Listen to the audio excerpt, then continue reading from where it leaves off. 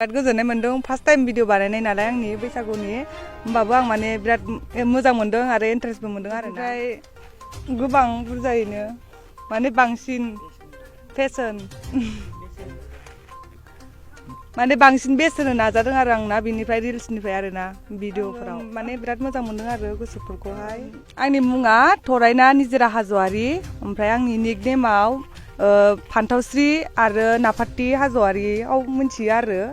बांसिनानो ओमफ्राय आंनि निकनेमा बेनो निजोरा हाज'वारि ओमफ्रायो आङो निमायफुर गामिनि उदालगुरि निमायफुरनि आङो ओमफ्राय बिनि उनावहाय आंनि फरायनाया दायो सेकेन्ड इयार एग्जाम होदों ओमफ्राय दायो आङो माने आंनि फार्स्ट टाइम बैसागु एलबाम बियो फार्स्ट टाइम जेडि प्रडाक्सनाव गादों आरो आङो बे फार्स्ट एलबामखौहाय आं लाफेरा आरो दासो फार्स्ट टाइम ओमफ्रायो नोंथांमोना रायजो आरो मा होनो आंनाबो मोनसे इउटुब चेनेल दं आरो नाफाति हाज'वारि नोंथांमोनाबो बेहाय थांनानै आंखौ अनसायहैबानो जाबाय अनबाय थाबानो जाबाय आरो लाइफ टाइम सापर्ट खालामलांबानो थाबानो जाबाय ओमफ्राय बिनि उनावहाय आङो जाखिनि भिडिअ दायो बैसागु एलबाम बानायदों बेखौहाय रायजो राजाफोरखौ आङो रिकुवेस्ट खालामदों अननानै बयबो अनसायनानै नायबानो जाबाय बिदिनो सापर्ट खालामलायबानो जाबाय आरो जोंनि भिडिअखौहाय आरो जोंनि भिडिअखौहाय एप्रिलनि 4 तारिखआव नुनो मोनगोन आरो बे बैसागु भिडिअखौहाय ओमफ्रायो टाइटेला जाबाय मडार्न जुगनि बर' सिख्ला ओमफ्राय एक्ट्रेसआबो आंनो आरो नै जोबोद गोजोनदों आङो एक्ट्रेसखौलाय आं मा होनो जानो होमबालाय हायोमोन आङो ओमफ्राय माने गायामोन आरो आङो ओमफ्राय दायो फार्स्ट टाइम गानाय आरो आं ओमफ्राय एबार बिदिनो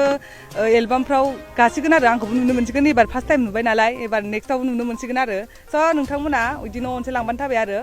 स' थेंक इउ स' माच जाबाय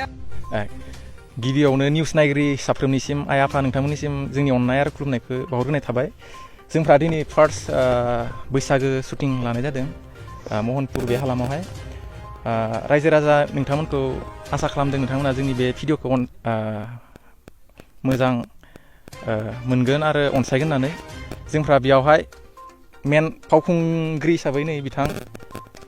नोंथांमोना बयबो मिथिगौ नाफाति बिथाङानो मेन एक्ट्रेस आरो गोबां बिदिनो आर्टिस्टफोर दङ ओमफ्राय जोंफ्रा केमेरामेन अमित दैमारि आरो करिय'ग्राफार खालामदों निकास नार्जारि ओमफ्राय मेथाइनि मुङानो जादों मडार्न जुगनि बर' सिख्ला ओमफ्राय बे एलबामखौहाय जिडि प्रडाक्सन बे चेनेलाव एगारनाय जागोन रायजो राजा साफ्रोमनिसिमबो खावलायना थाबाय जोंनि बे जिडि